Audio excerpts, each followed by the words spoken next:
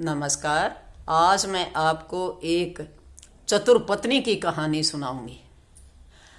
जोधा नामक गांव में एक पति अपनी पत्नी के साथ रहता था। पति का नाम था भानु प्रताप। भानु प्रताप बहुत ही आलसी था, सारे दिन खाता और सो जाता। और उसकी पत्नी इतनी ही चतुर बुद्धिमान थी और काम करने में भी चुस्त थी। अब सुबह सुबह 10-11 बज जाते हैं। उस समय उसकी पत्नी भोजन लेकर आती है और अपने पति को उठाती है कि अब तो 11 बज चुके, अब खड़े हो जाओ, खड़े होकर खेत में चले जाओ, घर का कोई काम कर लो, बहुत लेट हो रहे हो। तब भानु प्रताप कहता है ठीक है, मेरे लिए आप भोजन ले आओ और उसके बाद फिर मैं खेत में जाऊंगा। उसकी पत्नी बहुत स्वादिष्ट उसके लिए भोजन बना कर लाती है। भर पेट भानु प्रताप भोजन कर लेता है। कहता है ओहो, बड़ा स्वादिष्ट खाना बनाया है तुमने, मज़ा आ गया आज तो खाना कर खा के। और पेट पे हाथ फेरते हुए फिर सो जाता है। फिर उसकी पत्नी कहती है आप कहते थे कि खाना खाने के बाद मैं खेत में जाऊंगा, आप तो फिर सो गए। क्या करूं, तुमने इतना अच्छा भोजन खिला दिया कि अब तो मेरी सुस्ती आ गई। अब मैं थोड़ी सी देर सो लेता हूं, उसके बाद जाऊंगा। अब 2 घंटे बाद उसकी पत्नी फिर आकर कहती है जी खड़े हो जाओ, अब तो कब तक सोते रहोगे, घर का राशन भी ख़त्म हो रहा है, खेत में काम करने वाला कोई नहीं है, और शाम को मैं भोजन क्या बनाऊंगी, अगर राशन नहीं लेकर आओगे तो घर का राशन ले आओ। तब भानु प्रताप उठता है। उठते कहता है कि मुझे बहुत तेज़ भूख लगी है, तो मेरे लिए पहले भोजन ले आओ और फिर मैं आपका राशन भी ले आऊँगा और खेत में भी चला जाऊँगा। अब उसकी पत्नी फिर भोजन तैयार करके लाती है कि लो जी खड़े हो और आप भोजन कर लो और उसके बाद फिर राशन ले आओ, नहीं तो शाम का भोजन नहीं बनेगा। तब भानु प्रताप बैठकर भर पेट भोजन कर लेता है। और भोजन करने के बाद में उसकी पत्नी थैला ला कर देती है कि बाजार से राशन ले आओ, शाम का भोजन बन जाए। फिर भानु प्रताप कहता है कि अब तो मेरा पेट बहुत ज़्यादा भर गया, सुस्ती होगी, मैं 5 मिनट लेट लेता हूँ और उसके बाद फिर मैं आपके सारे काम कर दूंगा। अब भानु प्रताप भोजन करके फिर सो जाता है, क्योंकि आलसी था, खाना खाता सो जाता। अब आराम से सो जाता है। उसकी पत्नी देखती है कि ये तो नहीं उठेगा। और भानु प्रताप के घर कोई साधु आता है भिक्षा लेने के लिए। आवाज़ लगाता है गेट पे कि मुझे कोई भिक्षा दे दो।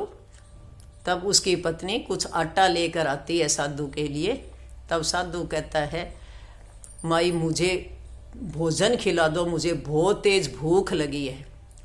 तब भानु प्रताप की पत्नी खुश होती है कि मेरी कुटिया पे कोई साधु भोजन करने के लिए आया है, तो वो भागी भागी भोजन बना कर लाती है और साधु के पास बैठकर भोजन खिलाती है उसको। साधु भी बहुत खुश होता है कि आपने बहुत स्वादिष्ट भोजन बनाया है, मैं बहुत खुश हूँ। और उधर भानु प्रताप भी दोबारा भूख लग जाती है, नींद पूरी हो जाती है। वो सोचता है कि आज किसके साथ इतनी तेज़ तेज़ बातें कर रही है। वो उठकर आता है, वो भी साधु को देखता है। तो साधु कहता है कि आपकी पत्नी ने मुझे बहुत ही स्वादिष्ट भोजन कराया है, आज मैं बहुत खुश हूँ। आप बहुत भाग्यशाली हैं जो आपको ऐसी पत्नी मिली है। अब मैं आप जो भी इच्छा है आपकी, कुछ भी मांग लो, मैं आपकी वो इच्छा पूरी करूँगा। तब भानु प्रताप कहता है कि ऐसा करो, कोई ऐसा मनुष्य दे दो मुझे कि मेरे घर के सारे काम करता रहे और मैं आराम से खाता रहूं और सोता रहूं। तो साधु कहता है कि ठीक है, अगर ऐसी आपकी इच्छा है।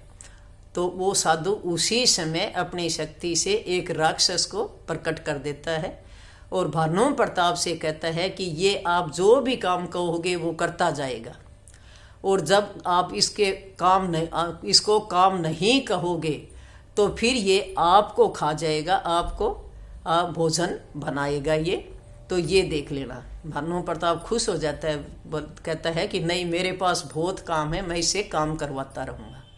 अब साधु तो चला जाता है और वो राक्षस वहाँ पर फिर कहता है भानु प्रताप से कि अब मुझे कोई भी काम है कहो, मैं वही काम करूँगा।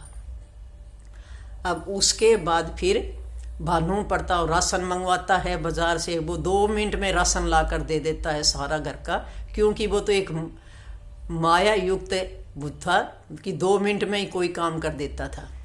उसके बाद कहता है खेत में पानी लगाओ, तो वो उसी समय पानी लगा कर आ जाता है, खेत के सारे काम कर देता है। उसकी पत्नी को भी ये चिंता रहती है कि भानु प्रताप के पास अगर कोई काम नहीं रहेगा तो ये इसको खा जाएगा, फिर मैं क्या करूँगी। तो सारे काम भानु प्रताप घर के, खेत के, बाजार के सारे काम करवाता रहता है। और फिर उसके बाद फिर उस भानु प्रताप सोचता है कि सारे काम हो गए, अब इसको मैं क्या करूं, और चिंता करने लगता है कि अब तो ये मैं नहीं कहूँगा तो मुझे ये अपना भोजन बना लेगा, मुझे खा जाएगा। वो चिंता करता रहता है, उसको नींद भी नहीं आती, भूख भी नहीं लगती। अब वो अपनी पत्नी को बुलाता है कि बताओ अब मैं क्या करूं। उसकी पत्नी भी कहती है कि ये तो मुझे भी चिंता है, अगर तुम खा गया तो मैं क्या करूंगी, तुम्हारे बगैर फिर मैं जिंदा रहकर क्या करूंगी। फिर उसकी पत्नी कहती है ठीक है, मैं कुछ सोचती हूँ और ऐसा काम दूंगी इसको जो कभी ये पूरा नहीं कर सकता। अब भानु प्रताप खुश हो जाता है, तो वो राक्षस उनसे पूछता है कि बताओ अब मैं क्या काम करूं, नहीं तो मैं भानु प्रताप तुम्हें खा जाऊंगा, अपना भोजन बनाऊंगा।